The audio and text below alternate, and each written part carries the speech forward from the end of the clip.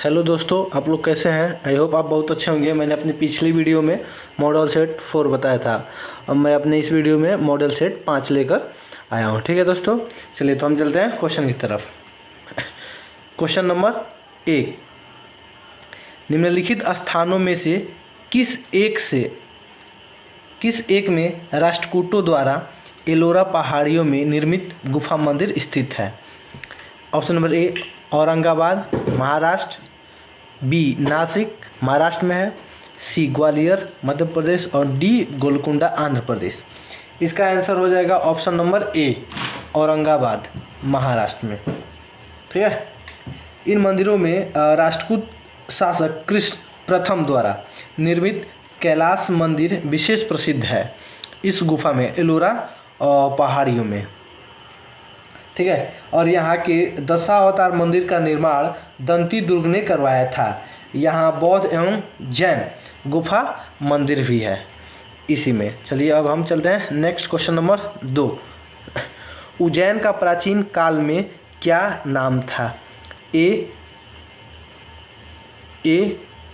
Takshashila, B Avantika, C Indraprastha, D इनमें से कोई नहीं।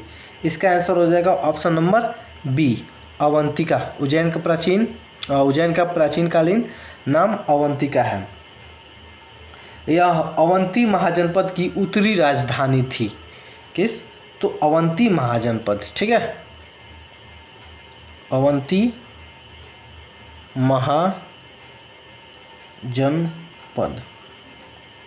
प्राचीन काल में जब भी आता है कि महाजनपद, तो कितने महाजनपद थे? 16। ठीक है, तो क्वेश्चन नंबर 3, पुराणों के अनुसार चंद्रवंशीय शासकों का मूल स्थान था। ए काशी, बी अयोध्या, सी प्रतिष्ठानपुर और डी श्रावस्ती। इसका आंसर हो जाएगा ऑप्शन नंबर सी प्रतिष्ठानपुर चंद्रवंशीय शासकों का मूल स्थान था। देखिए, त्रेता युग में प्रयाग था चंद्रवंशियों का मूल स्थान। तो उस समय क्या था? त्रेता युग में प्रयाग था, परंतु प्रलय के बाद द्वापर युग में चंद्रवंशीय संवारण ने प्रतिष्ठानपुर है, ये वर्तमान में कहाँ है? ठीक है ना, ये वर्तमान में आपका पड़ जाता है झूसी इलाहाबाद के पास। ठीक है, इलाहाबाद के पास। ठीक है, इलाहाबाद के पास में अपनी राजधानी स्थापित की है। ये प्रतिष्ठानपुर में की थी। Next question number 4। Question number 4 है कि पत्थर पर प्राचीनतम शिलालेख किस भाषा में थे। ए पाली, बी संस्कृत, सी प्राकृत और डी ब्राह्मी। इसका आंसर हो जाएगा ऑप्शन नंबर सी ठीक है, प्राकृत भाषा। और प्राकृत भाषा में आ जाता है खरोष्ठी,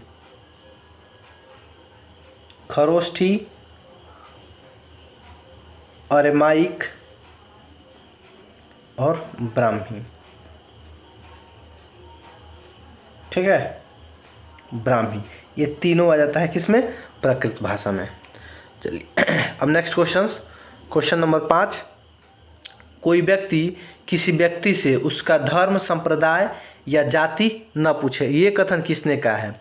इसका ऑप्शन है ऑप्शन नंबर ए कबीर का, बी रामानंद का, सी रामानुज का और डी चैतन्य का। इसका आंसर हो जाएगा ऑप्शन नंबर बी, ये रामानंद का कथन है। रामानंद को भक्ति आंदोलन को उत्तर भारत में लाने का श्रेय प्राप्त है, उत्तर भारत में। ठीक है, उत्तर भारत में इन्होंने एकेश्वरवाद ठीक है ना, एकेश्वरवाद पर विशेष जोर दिया एवं जाति संबंधी भेदभाव की निंदा की है एवं भक्ति का द्वार सबके लिए खोला। इनके 12 शिष्यों में निम्न जाति के थे। 12 शिष्य थे इसमें निम्न जाति में, जैसे में रैदास थे, कबीर थे, सेन थे और घना थे। ठीक है, अब हम नेक्स्ट क्वेश्चन चलते हैं। Question number 6। क्वेश्चन नंबर 6 है कि संगीत यंत्र तबला का प्रचलन किया। ऑप्शन नंबर ए है आदिल शाह ने, बी अमीर खुसरो ने, सी तानसेन ने और डी बैजू बावरा ने। इसका आंसर हो जाएगा ऑप्शन नंबर बी, अमीर खुसरो ने तबला का प्रचलन किया। ठीक है, देखिए 13वीं शताब्दी में किया, 13वीं में। ठीक है, ये मध्यकालीन भारत के महान कवि थे। ये बलबन के काल में शाही सेवा में आ गए थे। बलबन, ठीक है, बलबन के काल में शाही सेवा में आ गए थे। ठीक है, तथा इन्होंने गयासुद्दीन तुगलक तक 7 सुल्तानों का शासन देखा था। बलबन से लेकर गयासुद्दीन तुगलक। ठीक है, और कितने शासक? तो 7। ठीक है, 7 शासनकाल देखे सुल्तानों का। संगीत के क्षेत्र में भी आवाज़ ए खुसरवी नामक ग्रंथ लिखा और ये हिंदवी भाषा में लिखने वाले प्रथम कवि थे। अलाउद्दीन ने इन्हें भारत सुख की उपाधि प्रदान की थी। इनकी प्रमुख रचना में है किरानुशादेन, तारीख़ अल्लाई, तुगलकनामा, 5 दीवान और 5 खमसे। ठीक है, चलिए हम नेक्स्ट क्वेश्चन चलते हैं। क्वेश्चन नंबर 7 है कि निम्नलिखित मुगल बादशाहों में से किस एक का 2 बार सिंहासनारोहण हुआ था? ए अकबर, बी जहांगीर, सी शाहजहां और डी औरंगजेब। ठीक है, 2 बार सिंहासन के लिए उनका सिंहासनारोहण हुआ है। ठीक है, यानी कि राज तिलक हुआ है। तो इसका आंसर हो जाएगा ऑप्शन नंबर डी, औरंगजेब का। देखिए पहली बार कब हुआ? तो पहली बार हुआ है 31 जुलाई 1658 को। ठीक है, 31 जुलाई 1658 को। और दूसरी बार हुआ है 15 मई 1659, 15 मई 1659 को। ठीक है, तो पहली बार जब हुआ था तो आगरा दुर्ग को विजित कर अपने पिता शाहजहां को बंदी बनाने के बाद ये पुनः द्वितीय बार, पहला बार जो भी हुआ वो कब हुआ? तो आगरा दुर्ग को विजित किया। ठीक है, और दूसरा में कब हुआ? जब अपने पिता शाहजहां को बंदी बना लिया। ठीक है, में और खजुआ एवं देवरई के युद्ध में विजय प्राप्त करने के बाद उनका विधिवत सिंहासन हुआ था, जो सेकेंड चांस में हुआ था, जो 15 मई को हुआ था। अब चलते हैं क्वेश्चन नंबर 8। क्वेश्चन नंबर 8 है कि निम्न शासकों में से किस एक के समय में उपनिषदों का फारसी में रूपांतरण किया गया था? उपनिषद का फारसी में रूपांतरण। ए औरंगजेब के समय में, बी शाहजहां के समय में, सी जहांगीर के समय में, डी अकबर के समय में।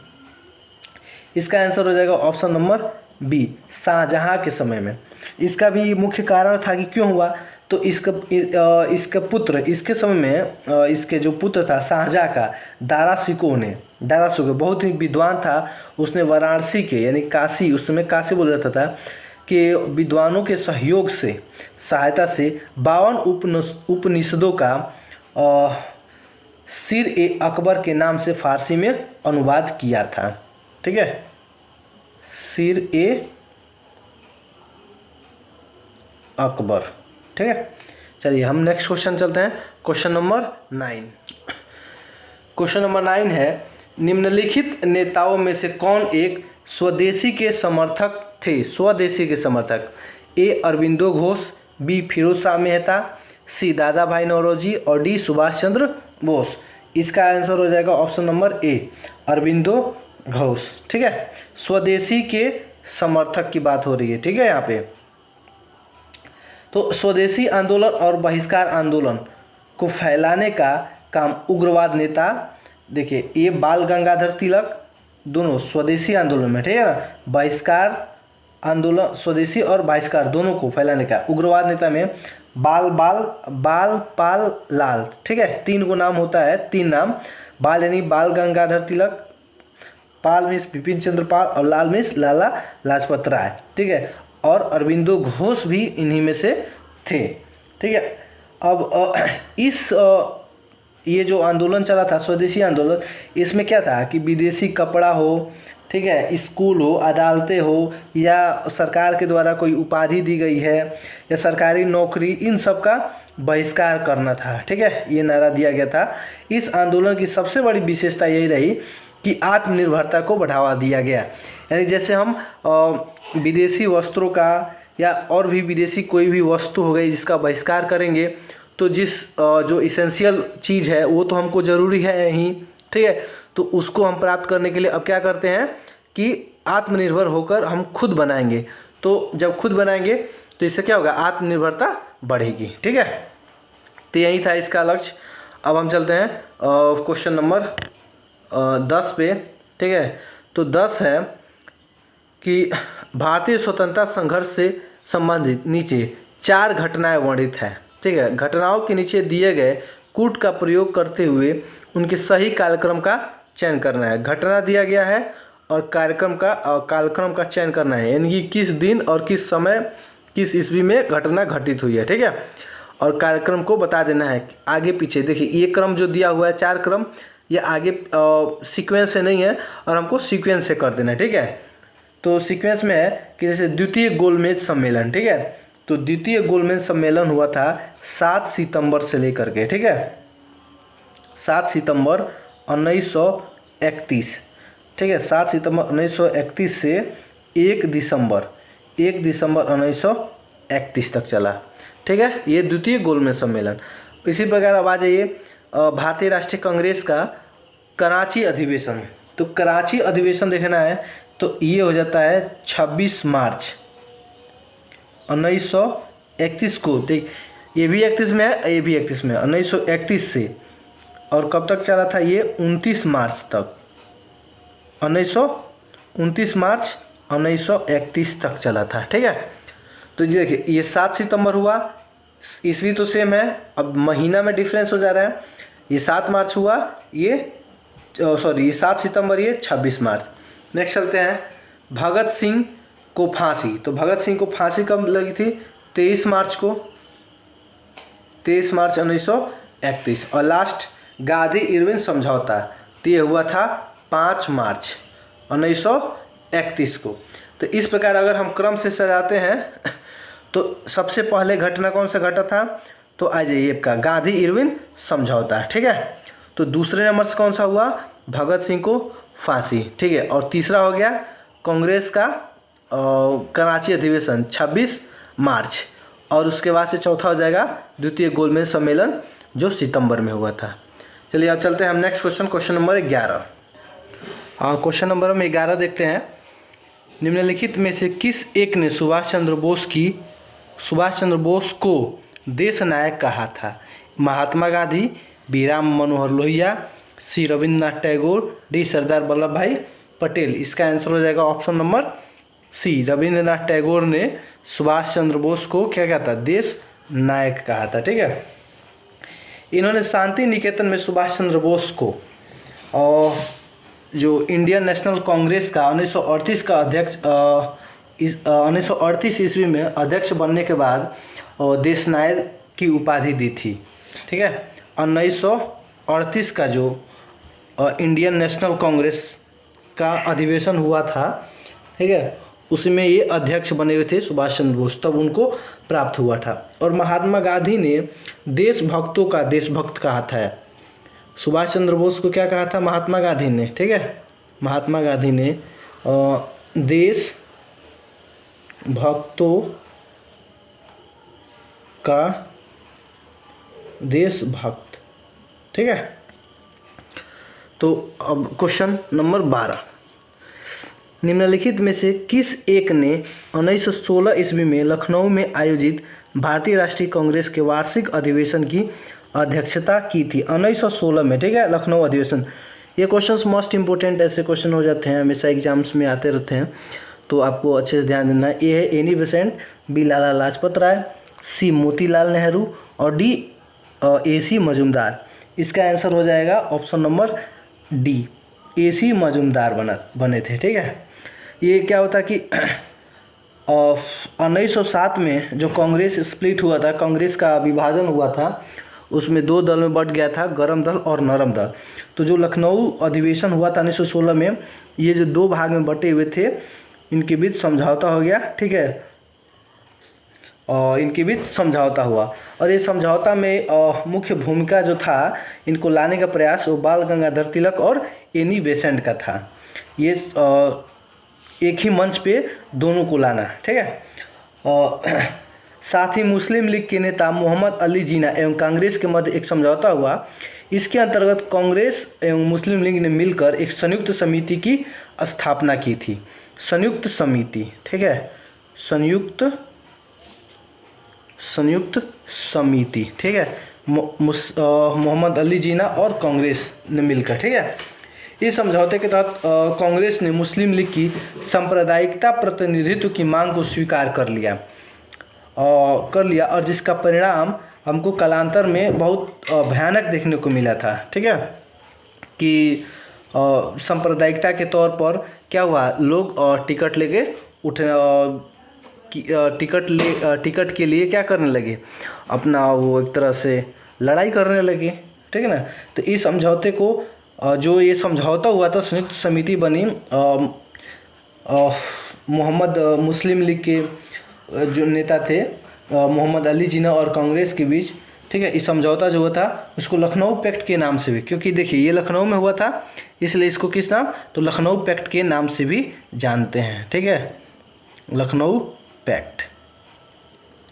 चलिए अब चलते हैं क्वेश्चन नंबर 13 पे। 13 है, अंडमान और निकोबार द्वीप समूह में सबसे अधिक ऊंचाई वाली चोटी कौन सी है।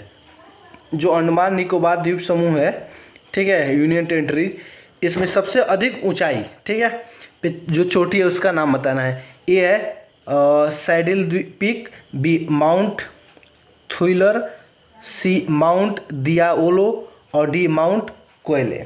तो इसका आंसर हो जाएगा ऑप्शन नंबर ए, सैडिल पीक, ठीक है। यह उत्तरी अंडमान द्वीप में दिगलीपुर के निकट स्थित है और इसकी ऊंचाई दिया हुआ है जो इसकी ऊंचाई हो गई है 732 मीटर की ऊंचाई है। तो ऊंचाई हो जा रहा है 732 मीटर ऊंचा हाइट है इसका, ठीक है। चलिए नेक्स्ट क्वेश्चन नंबर हम चलते हैं 14 पे। निम्न नदियों में से किसका सर्वाधिक बड़ा जलग्रहण क्षेत्र है। बड़ा जलग्रहण किसमें सबसे अधिक, एक तरह से कह सकते हैं हम, पानी की मात्रा आती है, ठीक है, वॉल्यूम आयतन में हमेशा रहता है। अब देखते हैं ये जलग्रहण की मात्रा में, तो ए नर्मदा, बी महानदी, सी गोदावरी और डी कृष्णा। इसका आंसर हो जाएगा ऑप्शन नंबर सी, गोदावरी का सबसे अधिक होता है, ठीक। तो कितना होता है, गोदावरी हो जाता है 3,12,813 किलोमीटर स्क्वायर, ठीक है, सर्वाधिक जलग्रहण क्षेत्र। फिर देखते हैं हम नर्मदा का, तो नर्मदा का हो जाता है 98,796 किलोमीटर स्क्वायर। वैसे हम महानदी का देखें तो महानदी का 1,41,589 किलोमीटर स्क्वायर। और फिर कृष्णा का तो 2,58,948 किलोमीटर स्क्वायर, ठीक है। तो इस तरह से 1 नंबर में हो गया गोदावरी, 2 नंबर में हो जाएगा कृष्णा, 3 नंबर में महानदी और 4 नंबर पे नर्मदा, ठीक है। और नेक्स्ट क्वेश्चन नंबर 15, भारत में निम्न झरनों में से सर्वाधिक ऊंचाई वाला कौन सा है। देखिए सबसे ऊंचा सर्वाधिक ऊंचाई पर झरना कौन सा है। ए बर्ची पानी झरना, बी जोग झरना, सी मीनमट्टी झरना और डी कुचिकल झरना। इसका आंसर हो जाएगा ऑप्शन नंबर डी, कुचिकल झरना, ठीक है, जो सबसे अधिक ऊंचाई पे है। तो ये कुचिकल झरना है कहाँ, तो ये पड़ता है आपका शिमोगा कर्नाटक में, शिमोगा कर्नाटक में है कुचिकल झरना। इसकी ऊंचाई हो जाती है 1,493 फीट, 1,493 फीट। अब आइए जोग, फिर जोग झरना, ये भी शिमोगा कर्नाटक में ही स्थित है। कहाँ है, शिमोगा कर्नाटक।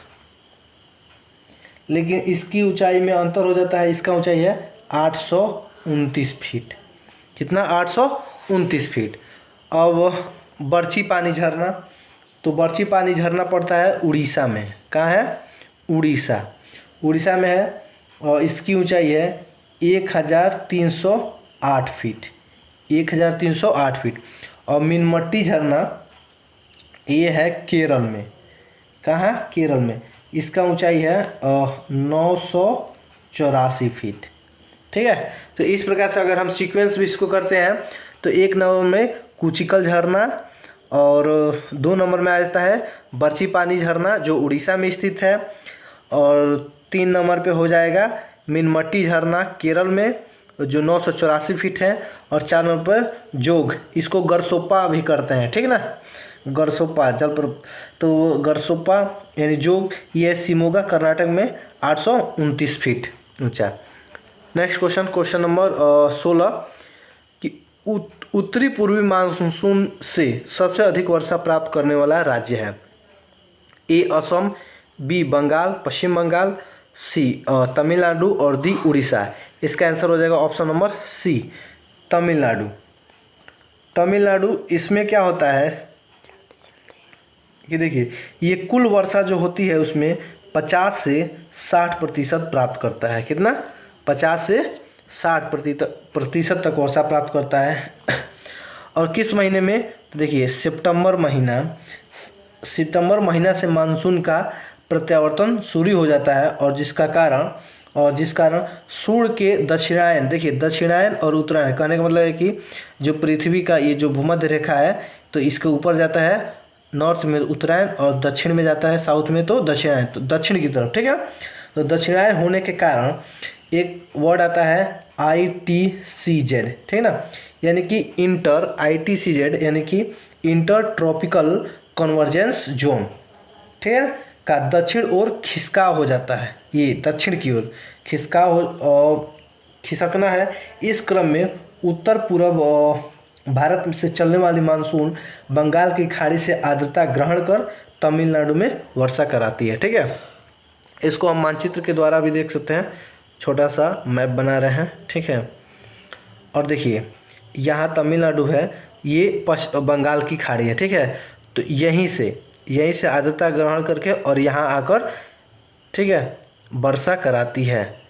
ठीक है, तो ये वर्षा उस जैसे मई जून में नहीं, ये वर्षा होती है आपका सितंबर, अक्टूबर, नवंबर, दिसंबर की तरफ वर्षा होती है इस साइड में, तमिलनाडु के क्षेत्र में। ठीक है, चलिए अब नेक्स्ट क्वेश्चन, क्वेश्चन नंबर 17 कि नियोजन पूर्वापेक्षित समझा गया है। ठीक है, नियोजन के बारे में कह रहा है, पूर्वापेक्षित समझा गया है। ये है संतुलित सामाजिक आर्थिक विकास के लिए। दूसरा है विकास के लाभ समरूप में विस्तृत करने के लिए।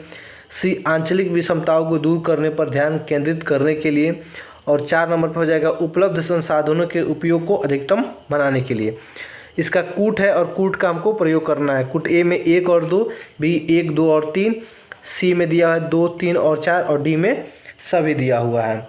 तो इसका आंसर हो जाएगा ऑप्शन नंबर डी, सभी। ठीक है, नियोजन पूर्वपेक्षित, तो नियोजन पूर्वपेक्षित के लिए ये जितनी चारों जो मान्यताएं दिए हैं चारों सही है। ठीक है, अब चलते हैं क्वेश्चन नंबर हम 18 पे। विशेष आर्थिक जोन अधिनियम लोकसभा द्वारा पारित किया गया है। ठीक है, स्पेशल इकोनॉमिक जोन सेज, ठीक है ना, ये आता है स्पेशल इकोनॉमिक जोन सेज। इसको सेज भी शॉर्टकट में एग्जाम्स में आते हैं, तो आप ध्यान में रखिएगा। स्पेशल इकोनॉमिक जोन अधिनियम लोकसभा द्वारा पारित किया गया है। ए 2004, बी 2005, सी 2006 और डी 2007। तो इसका आंसर हो जाएगा ऑप्शन नंबर बी, 2005 में पारित हुआ लोकसभा के द्वारा। ठीक है, अब 19 नंबर देखते हैं क्वेश्चन नंबर। निम्नलिखित में से कौन सा एक असमानता घटाने का उपाय नहीं है? देखिए असमानता घटाने का उपाय नहीं है। ठीक है, ए न्यूनतम आवश्यकता कार्यक्रम, बी अर्थव्यवस्था का उदारीकरण, सी करारोपण और डी भूमि सुधार। तो इसका आंसर हो जाएगा ऑप्शन नंबर बी, अर्थव्यवस्था का उदारीकरण। ठीक है, कि असमानता घटाने का उपाय नहीं है। ठीक है, यानी कि असमानता इससे क्या होता है, बढ़ जाता है। तो असमानता घटाने के उपाय नहीं है, तो अर्थव्यवस्था का उदारीकरण। ठीक है, और जो न्यूनतम आवश्यकता कार्यक्रम हो गया, करोड़ रुपये भूमि सुधार हो गया, इससे असमानता घटाने के ये तीनों उपाय होते हैं। ठीक है, अब क्वेश्चन नंबर हम चलते हैं 20 और लास्ट क्वेश्चन है कि भुगतान संतुलन में निहित होता है। ठीक है, भुगतान संतुलन यानी कि balance of payment POB BOP में। तो इसका आंसर हो जाएगा ऑप्शन नंबर ए दिया हुआ है कि दृश्य व्यापार, बी अदृश्य व्यापार, सी ऋण और डी उपयुक्त सभी, यानी कि उक्त सभी भुगतान संतुलन में निहित होता है। तो इसका आंसर हो जाएगा ऑप्शन नंबर और डी। ये जितना भी देखिए दृश्य व्यापार, अदृश्य व्यापार और ऋण, तो इसमें क्या होता है कि दृश्य व्यापार के अंतर्गत ऐसे वस्तु आती हैं, ठीक है ना, जो इसमें दृश्य व्यापार के अंतर्गत वस्तुओं का क्या होता है कि आयात निर्यात। ठीक है, आयात और एक वर्ड आता है आपका निर्यात। ठीक है, आयात निर्यात तथा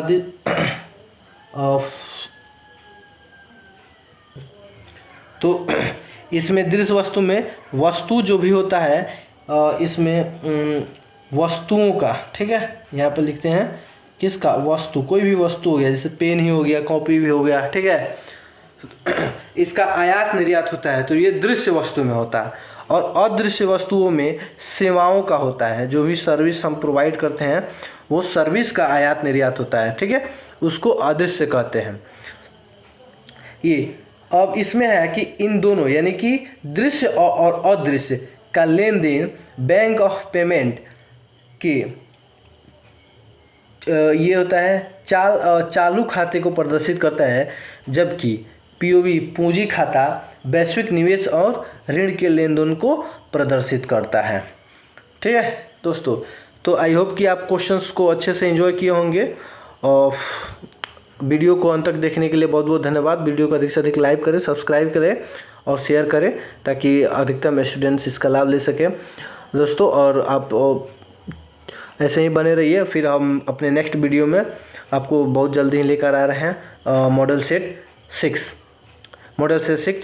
ठीक है दोस्तों, अक्टूबर में एग्ज़ाम है, बहुत सारे एग्ज़ाम्स हैं। ठीक है, ये लॉकडाउन के कारण बहुत एग्ज़ाम नहीं हो पाए, तो अक्टूबर मंथ में बहुत सारे एग्ज़ाम है, इसको ध्यान में रखते हुए मैं वीडियो बना रहा हूँ। और आप वीडियो को कंटिन्यू देखते रहिए, ताकि परीक्षा में आप अच्छे से स्कोर कर पाएँ। ठीक है दोस्तों, धन्यवाद, मिलते हैं नेक्स्ट वीडियो में।